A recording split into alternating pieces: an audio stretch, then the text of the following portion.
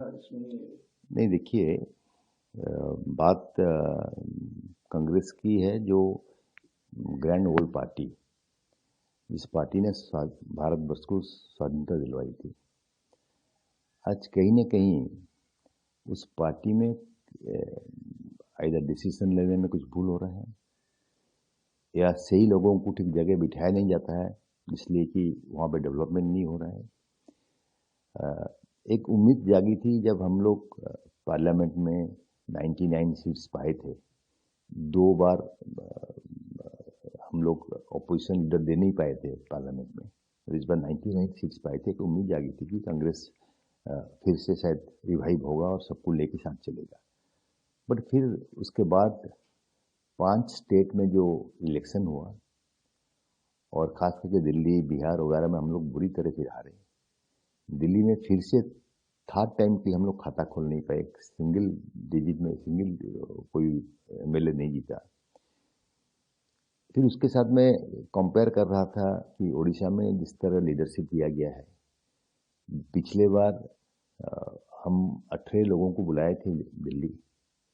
हमसे मशवरा लेने के बाद, डिस्कशन करने के बाद, क्या पैरामीटर में शरद पटनायक, जो कि 6-6 बार इलेक्शन खुद हार चुके हैं, डिपॉजिट फोर्फिट हो गया है, उन्हें पीसीसी प्रेसिडेंट बनवाया गया। फिर डिबाकल हुआ, कांग्रेस सबसे लोएस्ट वोट 13% को आ गई। और अभी भक्त चरण दास को पीसीसी प्रेसिडेंट बनाया गया है। हम लोग सब कोऑपरेट कर रहे हैं उनको। डिसीजन हाईकमांड की है, लेकिन जिस स्टाइल से वो फंक्शन कर रहे हैं और जिस तरह हमें हार की सामना करना पड़ा नवापड़ा इलेक्शन में, उनकी खुद की पार्लियामेंट सेगमेंट की असेंबली कंस्टिट्यूंसी थी, और हमने 83,000 डिफरेंस में बीजेपी से हारना पड़ा। तो ये कहीं ना कहीं लग रहा है कि लोग कांग्रेस को विश्वास में नहीं ले रहे हैं, या लीडरशिप उसका ठीक जो देना चाहिए, लीडरशिप देना चाहिए, जो लोग नेतृत्व ले रहे हैं, वो ठीक ढंग से कर नहीं रहे हैं। तो हमने सोचा कि अभी जैसे भारतवर्ष में 65 भाग होते हैं, 35%, मतलब 35 साल के नीचे के यूथ। सो हम लोग अपोजिशन पार्टी में हैं। हमें बहुत मेहनत करना पड़ेगा, बहुत दौड़ भाग करना पड़ेगा, कांग्रेस को रिबिल्ड करना पड़ेगा, वर्कर से जुड़ना पड़ेगा, booth level, ward level, panchayat level, जिला लेवल वर्कर से हाई कमांड, सीनियर लीडर्स को मिलना पड़ेगा। ये अगर व्यवस्था नहीं होगा तो कांग्रेस रिवाइव करना मुश्किल। हम जिस स्टेट में हारे हैं वहाँ पे रिवाइव कर नहीं पा रहे हैं, बैक नहीं कर पा रहे हैं, आ नहीं पा रहे हैं। फॉर इंस्टेंस, दिल्ली हेडक्वार्टर है हमारी, सब लोग वहाँ पे रहते हैं, सब सीनियर लीडर्स वहाँ रहते हैं। और दिल्ली के ऊपर गया 3 कंजिक्यूटिव इलेक्शन में हम लोग खाता भी खोल नहीं पा रहे हैं, एक सिंगल बंदा कोई जीत नहीं पा रहा है। तो ये एक कंसर्न है पूरे हिंदुस्तान की, बिकॉज हम लोग कांग्रेस के लिए खड़े हैं और कांग्रेस के लिए अपना जान उत्सर्ग कर चुके हैं। मैं अकेला नहीं हूँ, ऐसे करोड़ों कांग्रेस वर्कर्स हैं जो डिसअपॉइंटेड हैं, डिसहार्टन है कि पार्टी अगर ग्रो नहीं किया, पार्टी अगर आगे नहीं आया, तो हम लोग इतना सेक्रीफाइस किए हैं पार्टी के लिए, हमारी क्या होगी। तो इसलिए हमने उचित समझा कि हमारी गार्डियन होती हैं सोनिया गांधी।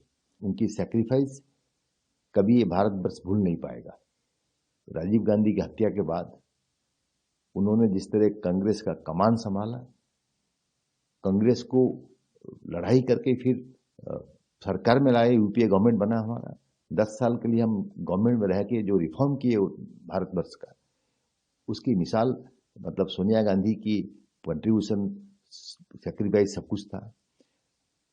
आज पार्टी को जरूरत है फिर उनकी सलाह की, इसलिए हमने उनको एक लेटर लिखा है कि मैडम सोनिया जी, इस तरह से पार्टी गुजर रहा है और इसमें आपकी सलाह की जरूरत है।